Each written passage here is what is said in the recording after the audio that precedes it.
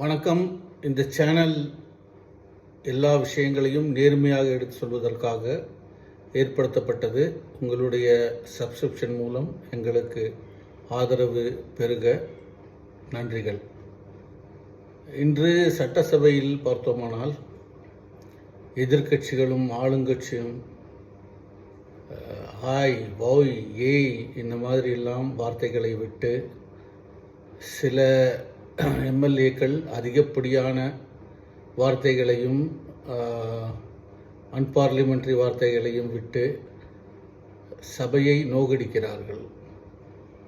விஷயம் என்னவென்றால், ஒருவர் தாங்கள் சொல்லும் அந்த கருத்துக்கு மற்ற கட்சிகளோ அல்லது எதிர்த்தரப்பு உடன்பாடு இல்லை என்றால் அவர்களை ஒருமையில் தாக்கியோ அல்லது தனிப்பட்ட முறையில் தாக்கியோ இந்த மாதிரி விஷயங்களில் எம்எல்ஏக்கள் அல்லது முன்னாள் மந்திரிகள், முன்னாள் முதலமைச்சர்கள் இவர்கள் எல்லாம் ஈடுபடுவது இப்பொழுதெல்லாம் லைவாக காண்பிப்பதால் மக்களுக்கு ஒரு இந்த மாதிரியெல்லாம் நடக்கிறதே என்ற ஒரு கவனம் வருகிறது.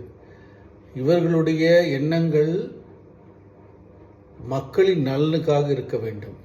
உதாரணத்திற்கு பரந்தூரில் 47% இடங்கள் தான் கைப்பற்றப்பட்டுள்ளன. இன்னும் எதிர்க்கட்சிகள் சொல்வது போல 90% இடங்கள் கைப்பற்றப்படவில்லை என்று தாவேகா ஆளுங்கட்சி கூறுகிறது. ஆனால் எதிர்க்கட்சிகள் என்ன சொல்கிறது? 90%க்கு மேல் அந்த இடங்கள் கைப்பற்றப்பட்டு அதற்கு உண்டான விலைகள் அதிகப்படியாக கொடுத்து இன்றைக்கு அது பாதியில் விட்டால் என்ன ஆகும், அதனுடைய தமிழகத்தின் தொழில் வளர்ச்சி எப்படி இருக்கும் என்றெல்லாம் தங்களுடைய கருத்துக்களையும் தங்களுடைய வினாக்களையும் எழுப்புகின்றனர். சரியான வினாக்கள் தான். ஆனால் அதை எப்படி எழுப்புவது என்பதுதான் ஒரு பெரிய விஷயமாக உள்ளது.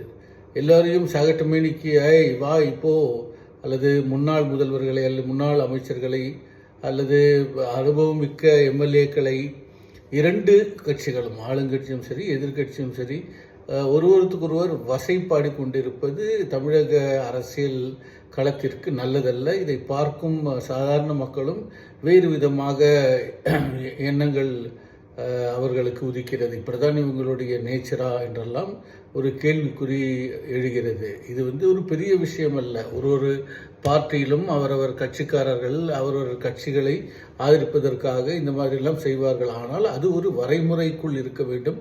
இவ்வாறு வரைமுறை அற்று பேசுவது நல்லதல்ல. இந்த சேனல் பிடித்திருந்தால் கீழ்கண்ட QR கோடை ஆதரிக்கவும்.